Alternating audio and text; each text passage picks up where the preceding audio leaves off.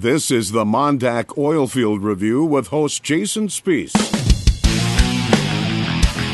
My name is Jason Spees, and this is the MonDak OilField Review, heard in the Crude Life Media Network. On today's episode, we continue our 5-part series on ReFracs in the Bakken with Justin Kringstad with the North Dakota Pipeline Authority about the current status of the refrac. Companies in the Bakken have been refracking since 2004, and while the technique is not necessarily new, some companies are finding new success while others are starting to take notice. In just a moment, our exclusive interview with Justin Kringstad with the North Dakota Pipeline Authority and part 5 of a 5-part series on refracs in the Bakken, right here on the MonDak OilField Review.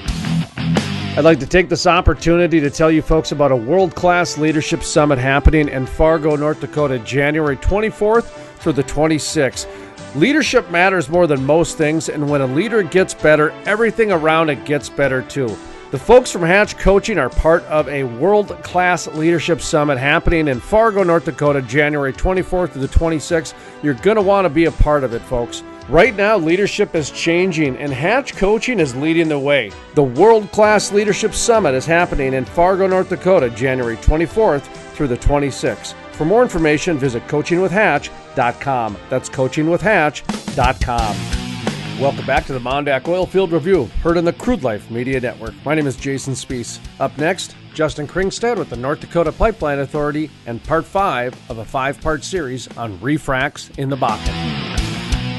Where we're at currently as far as refracs in the Bakken, if we look back at the early days of Bakken development, the 2008 to say 2010 time frame, when the industry was utilizing what we now see as pretty basic types of completion techniques. There was just open hole laterals. They would drill the 2 miles horizontally.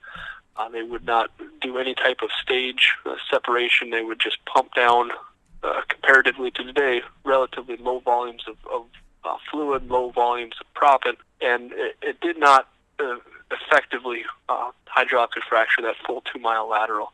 And so companies now, the first phase of the refracs in North Dakota are the companies looking at their inventory of wells from the earlier days of development and saying, okay, which wells should be our first targets, because we know the original completion just wasn't adequate to bring the volumes of production that we would like to see out of that resource. And so they're going back to those single-stage fracs, and now they're using more modern technology, the multi-stage fracs, the higher fluid, the higher proppant volumes, in order to give a new life with newer technology to those older wells. Once again, that was Justin Kringstad with the North Dakota Pipeline Authority and part 5 of a 5-part series on refracs in the Bakken.